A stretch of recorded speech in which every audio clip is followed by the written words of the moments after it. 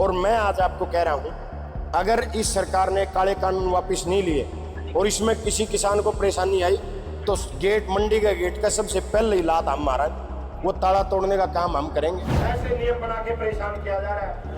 ये बोले भाई ट्रैक्टर ट्रैली का नंबर प्लेट लानी पड़ेगी। आज न्यू के दे बोले भाई चाहते चेक के लिए आइयो, इनका पूछे के समझ नहीं आ रही, काम करने के लायक रहे हो। जो मेरी फसल मेरा ब्यौरा है उसका पूरा डाटा सरकार के पास है, फर्जी सरकार के पास है, आधार कार्ड का डाटा सरकार के पास है। फिर यो नया ड्रामा क्या, जमीन के पास के मेरी फसल मेरा ब्यौरा है तो फिर आधा मंडियों के बाद पाकिस्तान वाले भी फसल बेचने आ जाएंगे। फसल तो बेचेंगे तो हरियाणा वाले बेच देंगे।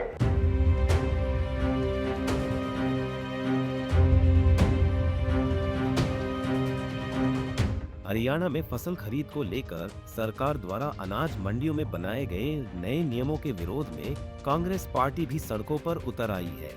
नारनौंद में कांग्रेस विधायक जस्सी पेटवाड की अगुवाई में किसानों और कांग्रेस कार्यकर्ताओं ने पोस्टर बैनर लेकर सड़कों पर पैदल मार्च किया और नए कानूनों को वापस लेने की मांग उठाते हुए सरकार के खिलाफ जमकर नारेबाजी की। सड़कों पर पैदल मार्च करते हुए प्रदर्शनकारी एसडीएम ऑफिस पहुंचे, जहां जस्सी पेटवाड ने सरकार को जमकर घेरा। जस्सी पेटवाड ने कहा कि मेरी फसल मेरा ब्यौरा पोर्टल के तहत जब सरकार के पास सारी जानकारियां पहले से ही है तो नए नियमों की क्या जरूरत है, जिसमें फसल लेकर आने वाले किसानों को बायोमेट्रिक अंगूठा लगाना पड़ेगा, गवाह लेकर आने पड़ेंगे और ट्रैक्टर ट्रॉली की नंबर प्लेट लगानी भी अनिवार्य होगी। जस्सी ने कहा कि सरकार का यह नया कानून किसान, कमेरे और मजदूर विरोधी है, जिसे वापस नहीं लिया गया तो सरकार बड़े आंदोलन का सामना करने के लिए तैयार रहे। लेकिन ये लोग जिन्हें केवल जात पात और धर्म के नाम के ऊपर सत्ता मिल गई, आए दिन कमेरे वर्ग को परेशान करने का काम करते हैं। सिर्फ कानून बना दिए बोले भाई मंडी में किसान आओगा तो बोले अपना गला गवा गला ले आओगा, 3 आदमी गला चाहिए। आज एक और कर दिया बोले जरूरी नहीं किसान अपने परिवार का हिलावे, कोई भी 2 आदमी न्यारे लिहाज के है और बोला किसी ने भी किसान अधिकृत कर सके अपनी फसल बेचने खातर। मैं एक बात तार से पूछना चाहूं, मेरी फसल मेरा ब्यौरा नाम का ड्रामा जब इस सरकार ने शुरू कराया, जब इनके पास ये मेरी फसल मेरा ब्यौरा है तो फिर आधा मंडियों के बाद पाकिस्तान वाले भी फसल बेचने आ जाएंगे। फसल तो बेचेंगे तो हरियाणा वाले बेच देंगे।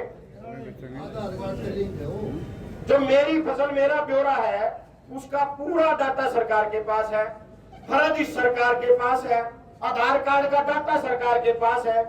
फिर यो नया ड्रामा क्या था भाई, मेरी फसल मेरा ब्यौरा में कोई गुट्ठा नहीं ला रखा किसी भी किसान ने, पूरे वाला गुट्ठा लाना पड़ेगा कि उसका क्या प्रूफ हो जाएगा भाई वो असली है कि नकली है?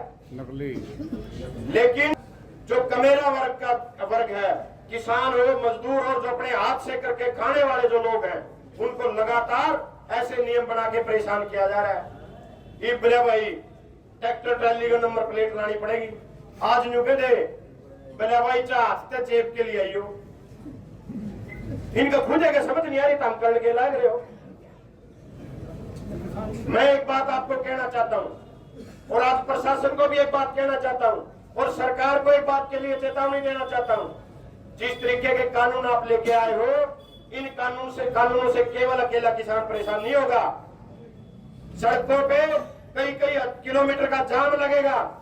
और जो प्रशासन के लोग, जो पुलिस प्रशासन के लोग, सुन लो भाई, जानता पुलिस वाले तो हम भी, सबसे बड़ी समस्या आप लोगों को होगी, क्योंकि जो ये सरकार कानून लेके आई है मंडियों के लिए, इनसे बेहद जाम लगेगा और जाम लगेगा तो आमजन भी परेशान होगा, किसान भी परेशान होगा, सड़क पे निकलने वाला हर आदमी परेशान होगा और उसकी समस्या बढ़ेगी इस पुलिस वालों को।